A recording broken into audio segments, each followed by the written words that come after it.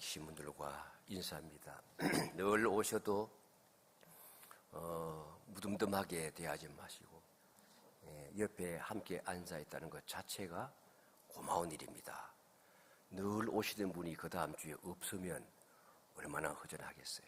인사할 때에 곁에 함께 해주셔서 감사합니다. 인사하겠습니다.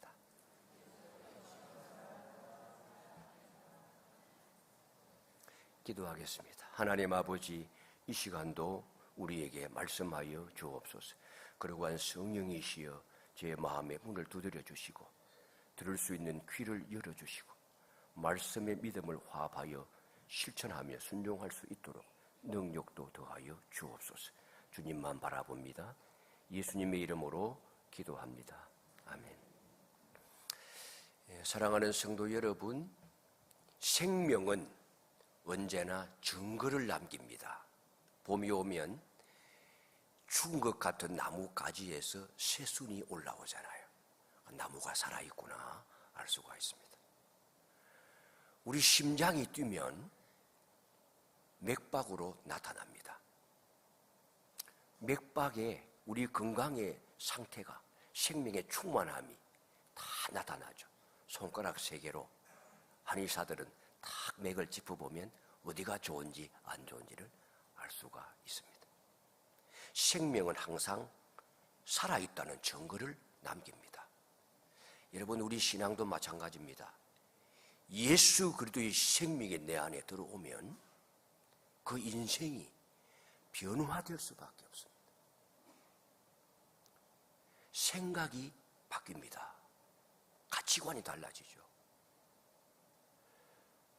말이 바뀌어요. 어느 생활이 달라집니다. 그리고 관계가 변해요. 우리 교회의 올해의 표 예수 생명 운동, 예수 생명으로 세상을 살리자, 이런 표를 가지고 생활하고 있는데 1분기 1, 2, 3월 달에는 내가 먼저 살아야 된다, 이 은혜를 경험하셨다면 4, 5, 6월 달에는 내가 가지고 있는 이 생명을 가장 가까운 나의 관계, 이웃, 곧 가정 속으로 데리고 가야 됩니다. 바울이 로마서 12장에서 이 복음이 무엇인지를 설명하는데 복음에 대한 설명으로만 그치지 않고 복음을 가지고 살아난 사람이 어떻게 살아가야 되는지에 대하여 자세하게 설명을 합니다. 그 출발점이 무엇이냐? 그게 사랑이다. 이게 로마서 11장까지는 이론이고 12장부터는 실천인데 어떻게 실천해야 되느냐? 그 출발점이 사랑이라고 하는 거예요. 그래서 오늘 이 말씀을 통해서 예수 생명이 흐르는 가정, 예수 생명이 흐르는 공동체의 모습을 한번 함께 살펴보기를 바랍니다. 첫째, 살아있는 가정은 거짓 없는 사랑으로 서로를 높여줍니다. 9절에 보시면 우리 그리스도인들의 핵심적인 그 기초가 무엇인지를 분명하게 보여줘요. 사랑에는, 함께 읽어볼까요? 시작. 사랑에는 거짓이 없나니 악을 미워하고 선에 속하라. 형제를 사랑하여 서로 우애하고 존경하기를 서로 먼저 하며. 이 성경 구절의 헬라어의 첫 단어가 아가페예요. 사랑입니다. 그러니까 그냥 사랑하라고 하지 않고 거짓이 없는 사랑, 사랑인데 어떤 사랑? 거짓이 없는 사랑, 이렇게 표현을 합니다. 거짓이 없다라는 말은 이 고대 원어적으로 설명을 하면 고대 사회에 연극을 할 때에 배우들이 쓰는 가면을 말하는 거예요. 그 가면을 벗은 상태를 거짓이 없는, 이렇게 표현을 한 것입니다. 그러니까 위선적이지 않고 연기하지 않는, 가식적이지 않는 진짜 사랑, 그런 사랑, 포장하지 않는 사랑, 그 사랑을 말하는 것입니다. 겉으로는 웃는데 속으로는 미워하는 그런 사랑 아닙니다. 앞에서는 칭찬하지만 뒤에서는 질투하고 욕하는 그런 사랑 아닙니다. 도와주긴 도와주는데 내심 다시 돌려받기를 원하는 마음, 도와주면서 사람들의 칭찬 내지는 인정을 받기를 원하는 마음, 이런 것들은 겉으로는 사랑으로 보여지지만 실제로는 가면을 쓰고 있는 위장된 사랑이에요. 되로 주고 말로 받기를 원하는 심산으로 친절을 베푸는 사랑. 되로 주고 말로 받고 되로 준 것도 받으려고 하는 사람들도 있어요. 그 가면을 쓰고 살아가는 위선입니다. 우리가 살아가면서 언제 이 두꺼운 가면을 쓰느냐, 어느 곳에서 가장 두꺼운 가면을 쓰느냐, 여러분 어디인 것 같습니까? 가정입니까? 직장입니까? 교회입니까? 일상생활, 남들이 보지 않을 때입니까? 남들 보지 않을 때는 가면 쓸 필요가 없죠.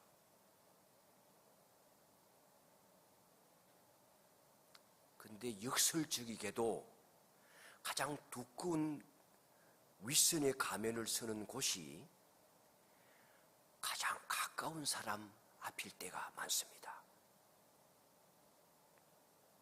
여러분, 부부간에 전적으로 신뢰하고 믿습니까? 속지 마세요.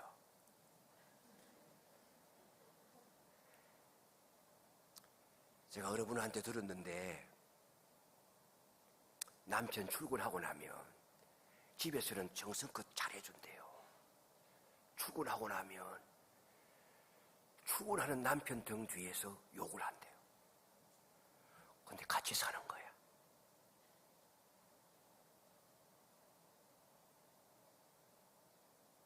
완전히 도구화하는 것 아니에요?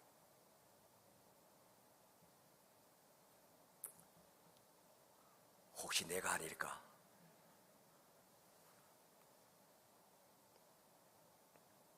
밖에서는 덧없는 훌륭한 인격자예요. 얼마나 친절한지 몰라. 인기가 많아. 교회 안에서는 천사 같아. 집 현관문만 열고 들어오면 그 순간에 밖에서 보여주었던 친절과 온유함이 온데간데 없고 썼던 가면을 벗어버리고 가장 거친 본성을 드러내는 그런 가족으로 살아가고 있지는 않습니까?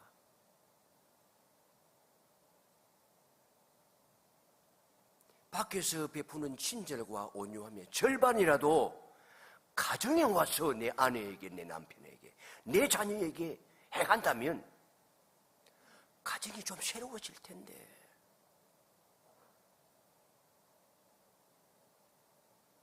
여러분, 복음이 내 삶에 진정으로 뿌리내렸는지, 내 삶에 진정으로 뿌리내렸는지를 확인할 수 있는 시금석은 다른 데 있는 게 아니에요.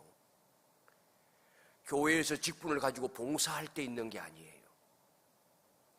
나의 가정의 거실과 주방에서 가족을 대하는 태도에서 나타나는 거예요. 이게 내 정확한 믿음의 현주소를 확인할 수 있는 시금석이에요. 가정은 나 자신의 실체가 가장 적나라하게 드러나는 현장입니다. 그렇기 때문에 가장 진실한 십자가의 은혜가 그 어느 것보다도 가정에서 절실히 필요한 거예요. 그래서 10절 말씀에 보시면 이어서 이 거짓 없는 사랑이 가정 안에서 어떻게 표현되어져야 하는지 구체적으로 지침을 줘요. 형제를 사랑하여 서로 우애하고 존경하기를 서로 먼저 해라. 가족을 향한 가장 위대한 사랑의 표현은 존중하는 거예요. 서로 존중하는 거예요. 근데 이게 살아보니까 쉽게 안 되더라고요. 말다툼이 일어나게 되어지면 과거까지 거슬러 올라가는 거예요. 아무런 상실을 다시 휘집어 파는 거예요. 인격이 밑에 구중물까지 다 올라오는 거예요. 상대방 가정 얘기까지 막 나오는 거예요. 시댁, 시부모, 형제 자매들까지 막 상처를 막 입히는 거예요. 여러분들 부부 사이 돌아보십시오. 연애 시절에는 서로에게 가장 좋은 옷을 주려고 얼마나 노력을 합니까? 그런데 결혼하고 난 다음에 시간이 지나고 나면 그 서로를 향한 존경심이 점점 약해져 가는 거예요. 말도 함부로 해요. 그리고 무시. 세상 속에 나가면 직장 동료들에게 함부로 무시하는 말을 하지도 못하고 예의를 갖추고 정중하게 말하면서 집에 들어오면 내가 가장 사랑해야 될 세상인데도 그렇게 함부로 말을 하고 무시하고 상대방의 노력을 칭찬하지 아니하고 그 희생을 너무나 당연한 것처럼 요구해야 될 권리가 나에게 있는 것처럼 행동할 때가 얼마나 많습니까? 바울은 서로를 존경하되 먼저 해라, 서로 먼저 해라 그렇게 권면합니다. 상대방이 내게 잘해줄 때까지 기다리거나 잘해주고 난 다음에 보상으로 내가 존경하는 것이 아니라 내가 먼저, 남편이 먼저 아내의 수고를 알아주어서 칭찬하고 아내가 남편의 무거운 어깨를 먼저 감싸주고 그렇게 싸매어 줄 때에 부모가 자녀들의 그 상태를 잘 살피고 그저 나의 소유물처럼 좌지우지하지 아니하고 그렇게 인격을 존중해 주면서 그렇게 대해 주게 될 때에 가정은 비로소 살아나는 겁니다. 한 사람의 인격이 온전하게 세워지는 진정한 제자 훈련의 가장 확실한 출발점은 교회가 아니고 바로 우리 집의 거실이 되어야 되는 겁니다. 오늘 예배 마치고 집에 돌아가셔서 좀 쑥스럽더라도 가족에게 진심 어린 칭찬,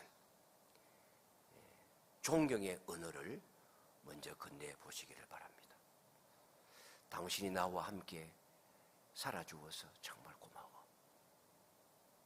이 작은 고백이 가정을 살리는 예수 생명의 호흡이 될 줄로 믿습니다. 살아있는 가정은 거짓 없는 사랑을 실천하고 먼저 존경해 주는 것입니다. 두 번째로 살아있는 가정은 고난 속에서도 함께 인내합니다. 11절과 12절에 보시면 우리 살아가는 일상이 이 만만치 않은 영적인 전쟁터임을 보여줘요. 부지런하여 게으르지 말고 열심을 품고 주님을 섬기라. 그리고 소망을 가지고 즐거워해라. 좌절 낙심하니까 소망을 말씀하는 것 아니에요. 소망을 가지고 즐거움으로 살아가라. 환난이 있기 때문에 환난을 참아라. 그리고 내 힘으로는 되지 않기 때문에 하나님의 능력을 구하면서 기도하면서 애를 써라. 이건 우리의 삶이, 우리의 일상이 만만치 않다는 것을 전제하고 있는 말씀이잖아요. 여기에 열심을 품고 라고 하는 말은요, 이 열심을 품는단 말이 제오예요. 제오. 왜 그렇게 말하는가 하면 학자들이 이 단어가 물이 끓는 소리를 만들어 표현하는 의성어라고 해석을 하거든요. 물이 끓어오를 때 나오는, 우리나라 사람들은 부글부글 끓는다고 하잖아요. 보글보글 끓는다고 합니까? 열심히 끓으면 부글부글 끓는 거 아니에요? 그런데 이 헬라 사람들은 지에오라고 들렸던 것 같아. 물이 끓으면 지에오 그런 소리 같습니까? 예. 이게 열심을 붓는 말이 그런 뜻이에요. 물이 부글부글 끓어오르듯이 성령 안에서 펄펄 끓어오르는 열정을 가지고 그런 뜻이에요. 사랑하게 될 때에 대충 사랑하면 안 되는 거예요. 섬길 때에 대충 섬겨야 되는 게 아니에요. 우리의 가정의 영적인 온도가 지금 섭씨 몇 도 정도 되는 것 같습니까? 100도로 팔팔 끓어오르고 있습니까? 세상의 성공을 위해서는 목숨을 걸어요. 우리 자녀들의 진로를 위해서, 학업을 위해서, 재테크를 위해서는 머리를 싸매고 펄펄 끓어오르는 온도를 가지고서 달려 들어가는데, 가족을 사랑하며 섬기는 일에는 이 영적으로 메말라 있고 뜨겁지 아니하고 하나님을 진정으로 사랑하지 아니하고, 그러면 어떻게 가정 안에 뜨거운 사랑의 실체를 이루어지겠어요? 열심을 품고 주님을 섬기는 믿음이 가정 안에 있어야 앞서 말씀드렸던 사랑의 실천과 먼저 존경하는 일들이 가능해지는 겁니다. 가정 안에서 하나님을 예배하고 말씀을 나누는 뜨거운 열정, 이 영적인 게으름 상태에 있으면 이건 불가능한 거예요. 게으르지 말고 영적으로 팔팔 끓어오르는 열정을 가지고 성령의 감동 가운데 그렇게 나를 끊임없이 채찍질하며 주님 앞에 세워야 가정의 영적 열기가 뜨거워지는 거예요. 저절로 이루어지지 않습니다. 의지를 가지고 부지런히 말씀하잖아요. 부지런히 게으르지 말고 성령의 뜨거운 열정에 사로잡혀서 가족을 섬기라. 주님을 섬기듯이 섬기라. 여러분이 아버지가, 어머니가 영적인 가장으로서 그 가정에 끊임없는 영적인 온도가 올라가도록 땔감을 넣지 아니하면 식어버리는 거예요. 우리 아들, 딸 하나님만 바라보며 살아갈 수 있도록 믿음의 사람으로 훈련시키려고 하면 엄마가 끊임없는 영적인 땔감을 제공해야 되는 거예요. 내가 먼저 기도의 모범을 보이고 예배를 소중하게 여기고 문제가 있을 때마다 무릎 꿇고 기도하는 모습을 아이들에게 보여주고 말씀을 외우고 읽고 묵상하는 모습을 보여야, 그래야 가정의 영적인 온도가 올라가지 않겠어요. 우리 가정에 왜 환난이 없습니까? 고난이 없습니까? 어려움 없는 집안이 없어요. 그리고 문제없는 가족 구성원이 없어요. 가정에 환난이 닥쳐올 때에 이 영적인 온도가 문제 해결에 결정적인 역할을 하는 거예요. 여러분 가정에도 언젠가는 환난이 닥칠지 모르잖아요. 갑자기 가정이 실직을 당할 수도 있고 감당하기 벅찬 경제적인 위기가 올 수도 있잖아요. 무서운 질병이 찾아올 수도 있고 끝이 보이지 않는 가족과의 갈등 일어날 수도 있잖아요. 그 가정을 뒤흔드는 폭풍우는 예고 없이 찾아올 수 있는데 그때의 그 위기를 극복하는 비결은 가정의 영적인 온도를 뜨겁게 달구는 거예요. 예수 믿으면 고난이 피해갈 것이라고 하는 이런 이 얄팍한 믿음을 가지고 살아가면 안 됩니다. 오히려 고난이 올 때에 그 고난의 한가운데에서 그 거센 풍랑을 어떻게 뚫고 나가야 하는가, 기독교는 그걸 가르쳐주는 종교예요. 환난을 견뎌내는 힘은 바로 소망 중에 즐거워하고 기도에 항상 힘쓰는 겁니다. 눈앞에 현실을 캄캄하게 가로막고 있는 그 현실, 사방의 여러 가지 어려움과 역경으로 우겨삼을 당한다고 할지라도 우리 가정 향한 하나님의 선하신 계획을 믿고 영광스러운 미래를 바라보면서 굳게 주님을 바라보는 그런 믿음을 가진 가정, 그런 가정은 어떤 풍랑이 닥쳐도 넘어지지 않는 것입니다. 이 소망을 현실로 만들어내는 동력, 그게 기도예요. 기도. 가족이 함께 무릎 꿇는 기도의 시간, 이것은 이 세상에 어떤 상담 전문가를 만나서 심리 상담을 받는 것보다도 탁월한 문제 해결의 능력이요, 어떤 재정 대책보다도 강력한 문제 해결의 능력이 되는 것이기 때문에 하늘문을 여는 마스터키가 되어지는 이 기도에 사력을 다해야 되는 거예요. 꼭 교회 와서만이 기도해야 되는 것 아니에요. 가정에서부터 기도하며 가정의 이 영적인 온도를 높여나가는 저와 여러분이 되어서 언제나 하나님께 영광 올려드리는 기쁨이 넘치는 가정들이 되기를 주님의 이름으로 축원합니다. 셋째로, 살아있는 가정은 받은 은혜를 이웃에게 나눕니다. 가정 안에서 서로 뜨겁게 사랑하고 환난 가운데서도 기도로 굳게 서게 되어지면 이제 생명이 충만해요. 가족마다 생명력이 충만해져요. 이 생명력은 가정 안에만 머물러 있는 것이 아니라 가정에 충만케 되어지면 그 다음에는 바깥으로 흘러가는 거예요. 13절에 보시면 매우 실천적이고 도전적인 지침을 던져주어요. 성도들의 쓸 것을 공급하며 손 대접하기를 힘써라. 생명은 흘러가는 거예요. 끊임없이 흘러갑니다.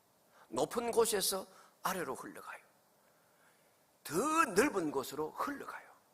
우리 가정이 그렇게 생명을 흘려보내는 생명의 저장소가 되어야 됩니다. 현대사회의 가장 큰 비극 중에 하나가 무엇입니까? 너무 이기주의적이라는 거예요. 가정들도 마찬가지예요. 내 가정, 내 가족밖에 없어요. 그래서 집이 하나의 이기적인 섬처럼 딱 갇혀 있어요. 아파트에 문이 무슨 재질로 되어 있어요? 철로 되어져 있어요. 옛날에 철제 문은 감옥에만 있었던 거예요. 옛날에 우리 집에 뭐 그런 문들이 어디 있었어요? 제주도에 가보십시오. 다 그냥 이렇게 나무로다가 문을 쳐놓고 누구나 뭐 드나들 수 있게끔. 사리문이라고도 하잖아요. 옛날에는. 아파트에 굳게 닫힌 문은 바깥 세상과의 단절을 상징하는 거예요. 들어오지 마라. 신경 끊어라. 도둑을 경계하는 것만 아니에요. 앞집 사람도 신경 끊으세요. 우리 가족만 배불리 먹고 우리 아이들만 좋은 대학에 가고 우리 집 자산만 불어나면 그만이라고 하는 지독한 가족 이기주의가 오늘날 우리 사회에 팽배해 있고 우리 그리스도인들도 예외가 아니라는 거예요.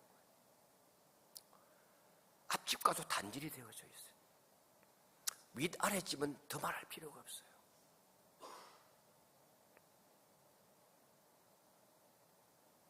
이게 가정을 병들게 하고 있는 거예요.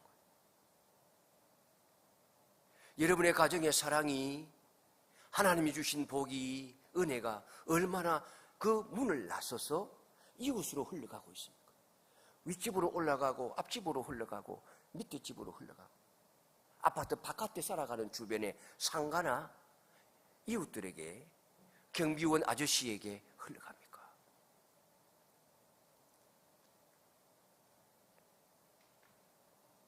명절에 우리 성도님 한 분이 선물을 주셨는데 부재 중이어가지고 경비실에다가 맡겨놓으셨어요. 경비실에 가서 선물을 찾아서 열어보니까 아니 뭐 음식이에요. 이게 나눠 먹으면 좋을 것 같아가지고 경비원 아저씨 절반 주고 제가 절반 들고 올라갔어요. 저한테 선물 주신 분들은 제가 다 먹을 걸로 생각하지 마시고 예. 제가 다 안 먹는다고 섭섭해하지도 마세요. 다 넣어주려고 애를 많이 써요. 그날 이후로 경비원 아저씨의 저를 대하는 태도가 달라지는 거예요. 그 쓰레기 재활용하는 데 가면 막 이렇게 제가 들고 가면 막 도와줘요. 막 도와줘.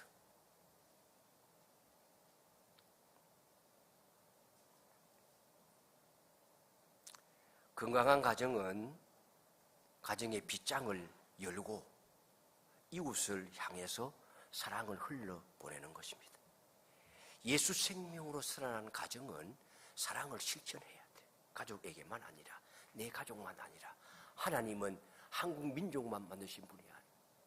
전 우주 모든 인류가 한 조상으로부터 태어났고 모두가 하나님의 자녀예요. 이러한 사회 동포애적인 관심을 가지고 우리는 우주의 경영자를 대리하는 청직이에요. 대한민국만 생각하면 안 되는 거예요. 북녘 땅을 생각해야 되는 거예요. 동남아시아의 빈민들을 생각해야 되는 거예요. 아프리카, 전 세계를 바라보면서 이 세계 경영에 관심을 가지고, 그래서 전쟁이 일어나는 지역에 그 비극에 대하여 가슴 아파해야 되는 거예요. 정확한 사망자의 통계가 나오고 있지 않지만 최근에 제가 뉴스를 보니까 러시아의 군인들의 전쟁으로 말미암는 사망자가 50만 명이 넘는다는 거예요. 그게 끌려갔던 북한 군인들도 얼마나 죽었는지 모르잖아요.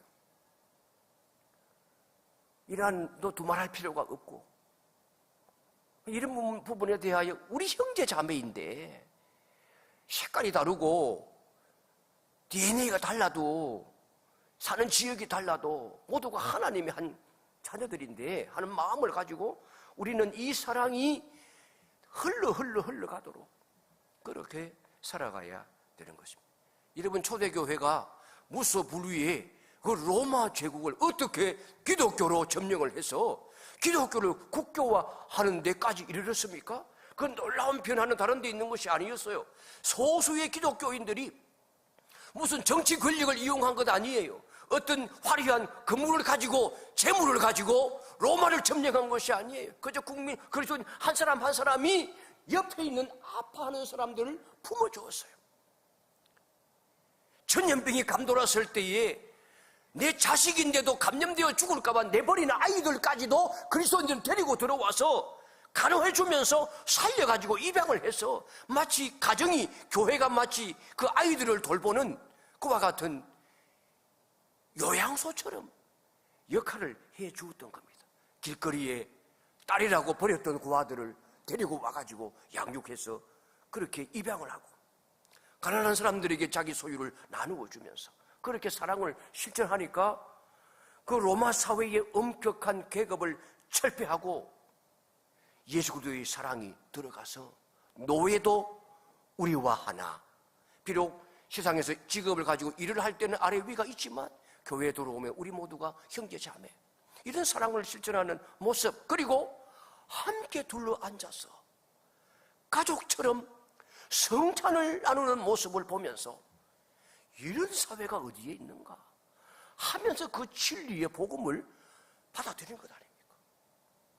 예수 생명이 들어오면 이렇게 사회를 변화시킬 수 있는 거예요. 여기에 우리 교회가 앞장서서 천안을 변화시키는 놀라운 역사가 일어나기를 주님의 이름으로 축원합니다. 우리 가정이 사람을 살리는, 누군가를 살리는 구명정이 될 수 있으면 좋겠습니다. 오늘 말씀, 예수 생명은 결코 한 곳에 머무르지 않는다. 하나님께서 우리를 먼저 사랑하셨기 때문에 우리도 사랑할 수 있다. 하나님께서 우리를 붙드셨기 때문에 우리는 환난 속에서도 인내할 수 있다. 하나님께서 먼저 우리에게 은혜를 베풀어 주셨기 때문에 우리는 그 받은 은혜를 가지고 이웃들에게 나누어 줄 수가 있다. 가정은 예수 생명이 가장 먼저 흘러가야 하는 곳입니다. 이번 한 주간 가족에게 먼저 사랑의 말을 건네십시오. 함께 기도하십시오. 받은 은혜를 이웃들에게 흘려보내십시오. 그럴 때에 살아난 한 사람이 가정을 살리고 살아난 가정이 교회를 살리고 살아난 교회가 세상을 변화시키게 될 줄로 믿습니다. 사랑에는 거짓이